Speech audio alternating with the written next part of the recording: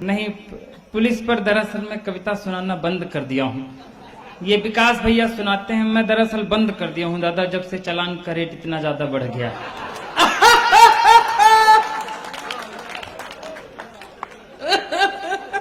लेकिन मुझे भी देशभक्ति करने का जब भूत सवार था दादा, तो मैं भी एक मन आ गया था मेरे भी कि मैं पुलिस में भर्ती होना चाहता था। तो मैं जबलपुर ग्राउंड पहुंच गया, सामने एसपी साहब खड़े थे, हवलदार साहब खड़े थे, बोले सीना में फीता लगाओ, बताओ देश के लिए क्या कर सकते हो, तभी पुलिस में भर्ती हो पाओगे।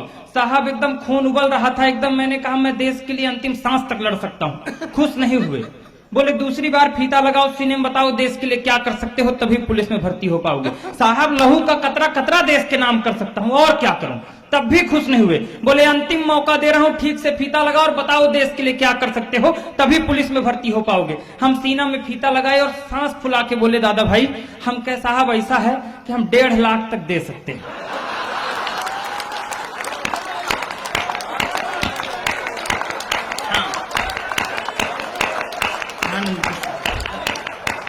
आनंद के साथ बैठे। अब आपको पता लग गया मध्य प्रदेश में क्या रेट चल रहा है। रेट वोट ये तो पुराना है, अब 10 लाख हो गया है। आप सबका आशीर्वाद मिलता है, थोड़ा अपडेट रहा कर। वो उस जमाने की बात है। हम आनंद के साथ रहिए। दरअसल क्या है, अभी तक जब तक ये सम्मान समारोह वगैरह चल रहा था, आप लोग एकदम शांत बैठे थे।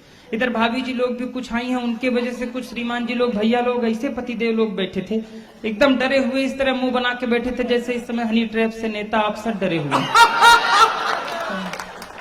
एकदम आनंद आनंद रहिए तो एकदम मस्ती। बजाना है तो एक बार पूरा सदन जोरदार ताली बजाकर बताइए, तुम चेहरा में कभी अरे मालूम पड़े कल से इसी का नाम नहीं आ जाए।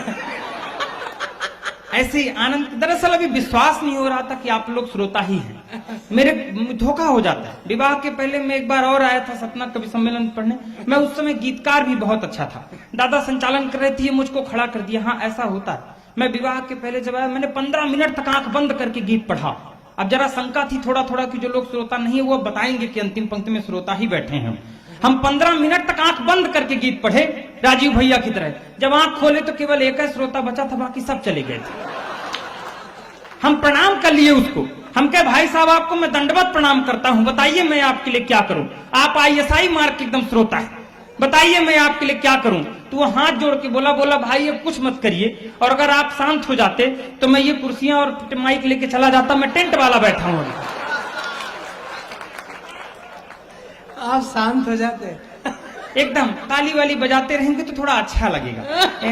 आदत हो जाती, ये जैसे लाइट से माइक चल रहा है, ऐसे ताली की हम कवियों की आदत हो जाती। आदत किसी की खराब ना हो जाए, बड़ी खराब चीज होती है। हमारे मोहल्ले में एक बस कंडक्टर की शादी हुई तो आदत खराब थी।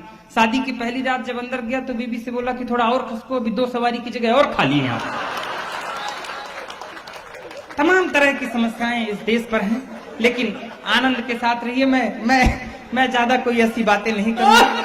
आज राजनीतिक लोग बड़े लोग हैं, और मैं ये कहता हूं दोस्तों, आज 2 महापुरुषों का भी जयंती है। एक वो महापुरुष जिसने कभी किसी औरत की फटी साड़ी देखकर आजीवन धोती पर रहने का वचन लिया, और एक वो महापुरुष जिसने एक रेल दुर्घटना होने पर भी अपने तत्कालीन रेल मंत्री पद से इस्तीफा दे दिया था। उन दोनों महापुरुषों की जयंती पर एक बार पुरजोर तालियां यहां से वहां तक वो चेहरा बताए कि कवि सम्मेलन उनकी याद में शुरू हो रहा है, उनकी स्मृति में शुरू है। वो जहां कहीं भी हो, उनकी रूह हम सबको ये महसूस करे कि हमारी आने वाली पीढ़ी किस तरह संस्कार है। और इन बड़े लोगों को भी ये निवेदन करना चाहता हूं और इन सबसे ये कहना चाहता हूं कि आपने जो यज्ञ किया है, आदरणीय दादा आदित्य प्रताप जी और दादा भाई, ये जो लगातार यज्ञ कर रहे हैं ये 10 वर्षों से, एक बार पुरजोर तालियों के हकदार है, एक बार जोरदार तालियां बजाकर इनका भी। हालांकि गांधी जी सत्य और अहिंसा के भी पुजारी थे, आज सत्य बोलना कवियों को जरूरी है। ये बात मुझे इसलिए भी बतानी जरूरी थी क्योंकि रवि भैया ने कहा था कि अगर आयोजक मंडल के लिए इस तरह नहीं बोलोगे तो लिफाफे से 2 नोट खींच ली जाएगी।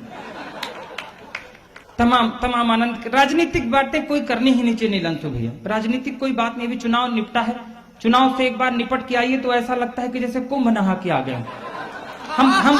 हम 4-5 महीने त्रस्त थे, तरह तरह के लुभावने आते थे।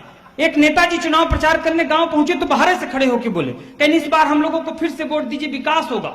इस बार हम लोगों को फिर से वोट दीजिए, विकास होगा। तो अंदर से एक चाची निकल आई, कहीं नेताजी झूठ मत बोलिए, पिछले बार भी आप बोल गए थे कि विकास होगा, लेकिन विकास नहीं हुआ था, पिंकी हुई थी। तमाम तरह के लुभावने अलग अलग। एक नेताजी और शहर में आए तो आते ही बोले, हाँ आते ही बोले, कहीं क्या समस्या है आपके शहर में? हम क्या साहब, कांग्रेस की सरकार आ गई, हमारे यहाँ कोई समस्या नहीं है, सड़क है, पानी है, बिजली है, सब है हमारे यहाँ, केवल शमशान नहीं है हमारे शहर में। कोई मरता है तो बहुत समस्या होती, शमशान नहीं है साहब। नेताजी और खतरनाक थे, कहीं इस बार हम लोगों को वोट दीजिए, एक एक घर में शमशान बना देंगे। आइए 4 पंक्तियों से धीरे से शुरू होता हूं। ये बड़े लोग बैठे हैं, ये बड़ी बगिया है, एक छोटी सी कली इस बड़ी बगिया की आपको झलक दिखाने के लिए खड़ा हुआ है। मैं 4 पंक्तियां समर्पित करता हूं धीरे से। अभी पुरुष पीड़ित पर्व एक आने वाला है 15-20 दिन में, एक ताजिया से, कोई भूमिका की आवश्यकता नहीं, मैं निवेदन करता हूं, सुनेगा 4 पंक्तियां।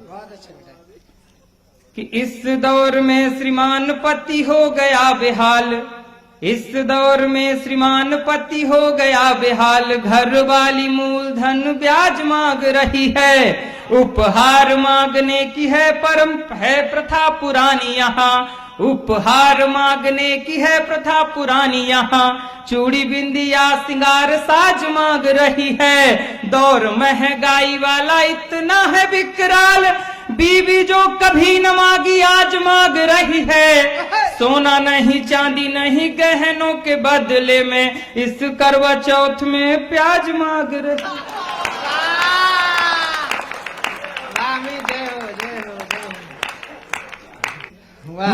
मैं तरोताजा विवाहित पुरुष हूं, उभरता हुआ पति, कि मैंने एक शादीशुदा मित्र से ये पूछा, यार तुम ये बताओ दूल्हा घोड़े पे क्यों जाता है? ये नचिकेता ओज सुनाता है, मैं एक खोज की बात सुनाता हूँ। मेरे मन में एक बात आई दादा भाई कि आखिर दूल्हा घोड़े पे ही क्यों जाता है, गधे पे क्यों नहीं जा सकता? दादा 4 पैर का तो गधा भी होता है। अंतिम पंक्ति में आपको पता चलेगा कि दूल्हा गधे पे क्यों नहीं जा सकता है। अगर मजा आ जाए तो फिर अंतिम पंक्ति तक बता दीजिएगा पीछे तक। कि मैंने एक शादीशुदा, एक दिन वो मुझसे कह रही थी, कहीं जानते हैं आपको पाने के लिए मैंने 16 सोमवार के व्रत रखे। मैंने कहा अगर वो ना रखती तो? बोली फिर आपसे भी गया गुजरा मिलता। मैंने एक शादीशुदा मित्र से ये पूछा, हाँ बोली जानते हैं आपको शादी के पहले भी मैं बहुत अच्छे तरह से जानती थी, शादी के पहले भी मैं आपको आकर देखती थी घर में। मैंने कहा जब इतना देखती थी तो आखिर तुमने मुझ में क्या देख करके शादी की? बोली 1-2 बार मैंने आपको आपके घर में बर्तन मांजते हुए देखा था।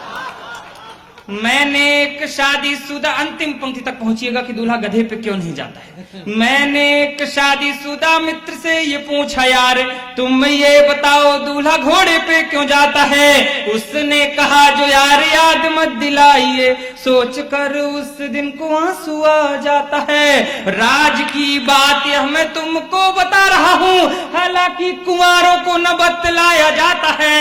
और अंतिम बार घोड़े पे वो चढ़ता बेचारा है, उसके बाद खुद ही गधा बन जा। अगर मजा आया हो तो वीडियो को लाइक कर देना, शेयर कर देना, साथ में हमारी बातें पेज को लाइक करके फॉलो जरूर कर देना।